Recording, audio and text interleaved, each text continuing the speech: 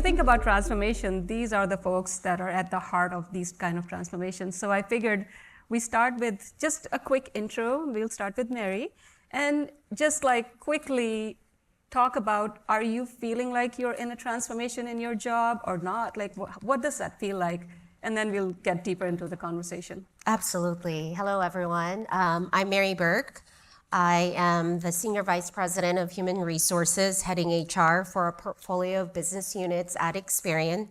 I lead human resources for our financial services business. So for most of you, you know that as our data and credit bureau business. I also lead HR for our direct-to-consumer business, and so I hope many of you have the Experian app, so I'll just do a plug for our product. And so that's also a thriving business for Experian. And then Experian is also in the ad tech business with the data that we have, the platforms we operate in the advertising space, both on the supply side and the demand side. And so those three business units make up about $4 billion in revenue for Experian, spans about 4,000 employees in the US. Do you want to talk a little yes, bit about I am in the middle of transformation. I think we throw that word out so often in the business, but in my perspective, transformation is trying to evolve mindsets, culture, and skills. And certainly in the age of generative AI, that is front and center. And Robin, you have a new job, actually. Yes. Tell us. So I'm Robin Gordon, just recently joined Hippo Insurance just in the last couple of weeks. So Hippo, if you don't have any background, it's about a 10-year-old insurtech company. And like very many startups, started off in one sort of area of insurtech and has moved more directly into homeowners insurance and P&C. So much more a digitally first insurance company than what you would traditionally think of as insurtech, which is more enabling insurance companies with technology. Part of the reason why I joined was they're in quite a significant transformation, moving from being very focused on just financial results and sort of building a foundation of scale and getting to where we can really start thinking about our product mix, our channel mix, and how to become a much more dominant player in this space of insurance. And so my role is brand new. I'm the first in the organization, so I get to build new. My background is more large companies, so I recently left MetLife. So I've gone from one extreme to the other, 155-year-old company with an enormous amount of legacy, huge behemoth, to now a very small organization where I get to build from scratch and really help that transformation. They believe data, analytics, AI will form a really significant role in the transformation and growth story that they want to lead now. Everybody in this room is excited about the potential of AI. Even in the last conversation, even though we were advised lead with caution, there's a lot of positive outlook towards what it can do. Yet, as business leaders, I think we're all struggling to find the big values. And that's why that MIT study was so triggering, whether you believe the methodology or not, is that, why is that? Like, why is that happening? And so that's an interesting paradox that it's not like there's zero value. It's not binary. But if you go back to 2022, just 3 years ago, what we thought we would be achieving in the next 3 years hasn't happened. We haven't realized those values, at least in large enterprises. And I'm curious, what is your observation and even the reflections from today's conversations? I think there's a couple of things that I've seen in the various arenas I've been in. One, this is a very different technology. So in the past, I think a lot of business leaders leaned heavily on their data technology experts to kind of guide them in making decisions around technology. This one's so different that I think everybody needs to learn and understand and have a concept of how to apply it. And I'm just not seeing a ton of that happening right now. It's evolving, and I'm a big fan of putting tools in people's hands, and even in personal life, using the tools available to us so that we get acclimated to it, because it's such a vastly different tool that we haven't really had access to up until this point. So I think there's a strong learning curve that everybody's going through, and I'm not sure that everybody's really like grounded themselves in that they have an obligation to understand. And I still speak to a lot of business leaders who kind of continue to sort of default to, well, you can tell me how this gets used, but then it's kind of tech leading business, and we know that that's a failure. I think the other piece that I continue to just be intrigued by is we're dealing with a lot of core processes, and I believe that it's really going to be process innovation that drives the use of technology that creates the large adoption.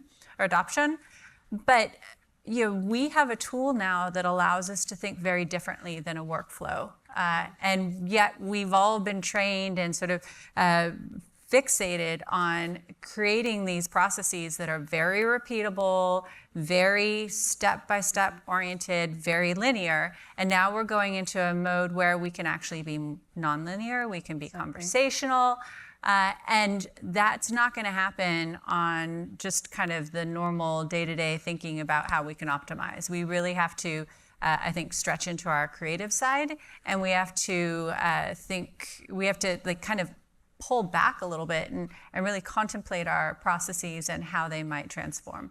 Makes sense. I have another question for you, Robin, but I want to see if, Mary, you want to comment on this paradox before I go to that. Well, I'm the HR leader here, so I'm always going to speak from a talent lens, and a lot of business strategies lead with technology and the talent strategy follows.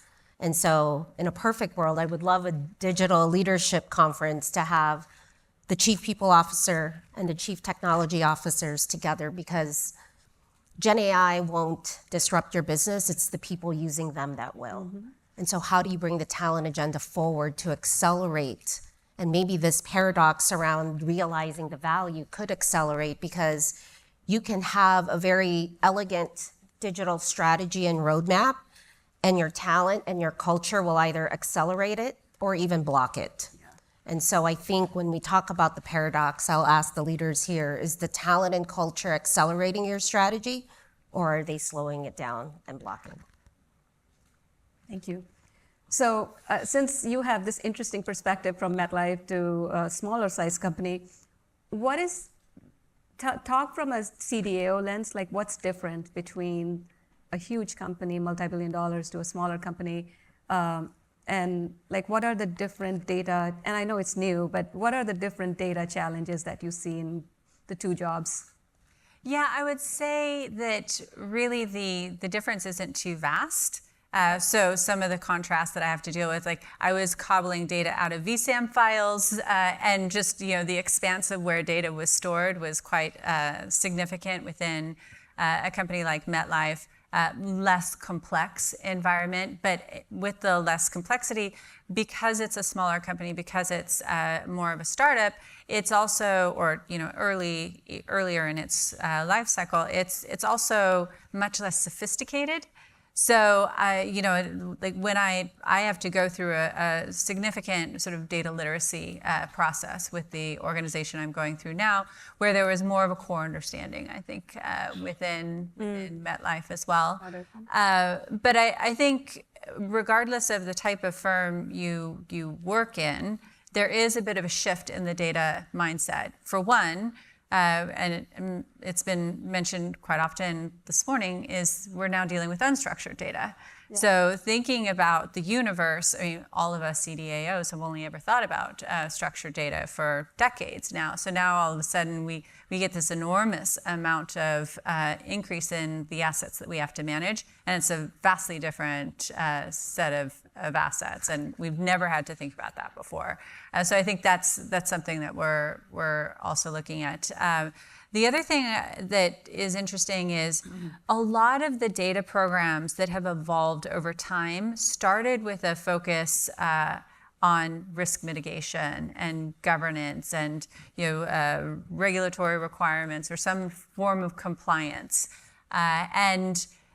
So there's a natural inkling towards centralized control as a governance function. And now AI is so reliant on that governance, allowing for it to become an enabler. And I do think across the entire spectrum of data-focused disciplines, data governance actually is the one that's going to sort of go through the most change by the fact that we have to be more automated than we ever have. We can't have this, very clunky document-focused data governance program that has all these weird roles and responsibilities across business lines and technology lines. We have to be nimble. We have to be focused on making sure that data is discoverable, that it's still safe and reliable and controlled, but in a manner that's very different than what we've done in the past. So if I may paraphrase, you're saying that if you want to be competing in the AI era, which we all in this room want to be, you have to invest in data governance as a capability. And if you don't have it, you don't even have a chance. Yes. I'm putting words in your mouth. Yes, no, you're absolutely right. And I see a lot of companies thinking that data governance and data management is a magic wand that can be sort of whisked over an AI solution. And unfortunately, it doesn't work that way. And I think in insurance company, right, it's like, as you mentioned, it's not just the numeric structured data, but it's all of these policies documents, all of these legal documents that you must be thinking about now, right? Yeah. When I was at MetLife, we were ingesting a lot of documents from doctors because dental and other forms of health-related insurance was part of our suite of products. And a lot of those documents are handwritten. And we all know the joke about doctors and their handwriting, So it's like, how do you do that? So we employed hundreds of people to do data entry. And AI is actually giving us a really great opportunity to start to extract that data and codify it and put a lot more automation to it. But insurance has been a document-based industry for a long time. So that's starting to shift, and how we apply AI can really help us in that area. We heard that the senior executives are lacking in their AI literacy. So you're here, you have everybody's ears. Like, what advice do you have on that? What recommendation do you have on that point? And like board members too, right? Like that came up. So Mary, how about you start? Well, I think I have a philosophy that change starts at the very top. So the leadership should champion the change by being active users of generative AI. And, once we have the right leaders in place, they will build the right generative AI strategy and the people will follow. And so I do feel like that's going to be a very critical component for transformation. Thank you. Yeah, I guess I'll kind of repeat what I said earlier. In the business setting, I believe firmly that having an AI assistant for all employees is really important. So, a senior leader should absolutely have that. I don't ever use Google search. I do ChatGPT or something like that. I haven't created a single presentation in the last 6 months by myself. Every single presentation, and look, they do such a better job. Like the graphics, the amount of I've wooed people with my presentations, which coming from like a technology background I'm not a presentation person. I'm not marketing. So it's being able to start to use it and adapt to it. First, it was just a couple of queries each day. Now it's almost constantly having my AI assistant available to me. I think those are really powerful tools, and they're not that difficult to develop and deploy across the organization. I think I'll just add one more thing, and this is a little bit dated. When we were looking at how do we bring AI to frontline jobs at Verizon, what we found was we were bombarding them with so much technology that they didn't have time to actually pay attention to their customer. So there's also this part about if you're going to put one more technology in front of your employees, you need to think about what that looks like, and you need to maybe take away some of the stuff. And it's just it was just right there, but it's they don't have time. You've given them 5 different things to look at. Sometimes that's a problem too. Yeah. But with that, anything else? Otherwise, I'll wrap up and open for questions. Well, I do want to share some tips on trying to drive the talent transformation side, because I think HR's role is, the 2 objectives that I try to answer is, how do I accelerate the business strategy on generative AI? And then 2 is, how do I unlock the productivity that is promised by generative AI. And I think there's, for my team, 4 work streams. The first is reskilling at scale, right? AI literacy for all, deep knowledge in some. So invest in data camp. We have a Gen AI Academy. We're also evaluating what leadership looks like in generative AI. I tell my leaders, the smartest person in the room is now not you. Mm-hmm. So the soft skills of leadership, the human element becomes even more important. The second piece is around what I would call job redesign. And so it's very easy to analyze roles and understand which duties and responsibilities could be automated, which can be augmented, and which remain human-led. And when you do that analysis by job family, you're able to come up with a more realistic number in terms of productivity gains, because oftentimes they have to reconcile what finance expects and what the business actually means. And then the third is around talent acquisition, because I do believe that you can drive adoption not just through reskilling, but making sure every person you hire are advanced users of generative AI. And that's really looking at your selection process, how you write job descriptions, and really advancing through the talent landscape. And then the most important is the culture and the communication. Somebody mentioned change management yesterday. Change management is communication. And so the internal communications team, I call my team internal marketing.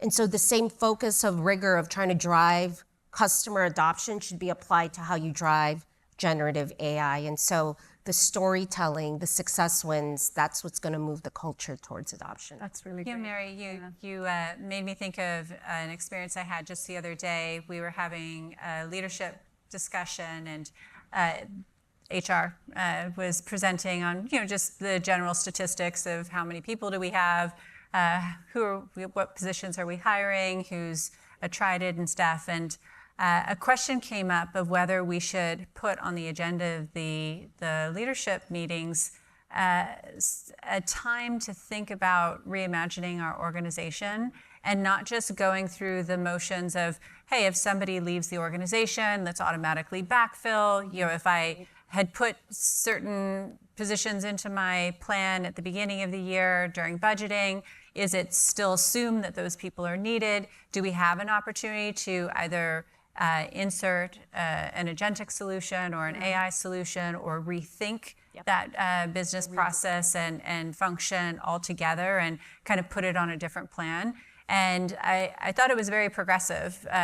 I don't know that we have a plan of how to actually do it, but it was very progressive to say, like, wait, we probably need to just pull back and think through this a little bit more than going through the motions like we've always done in the past. Absolutely. Well, thank you so much for sharing your insights. I hope everybody got a lot out of it.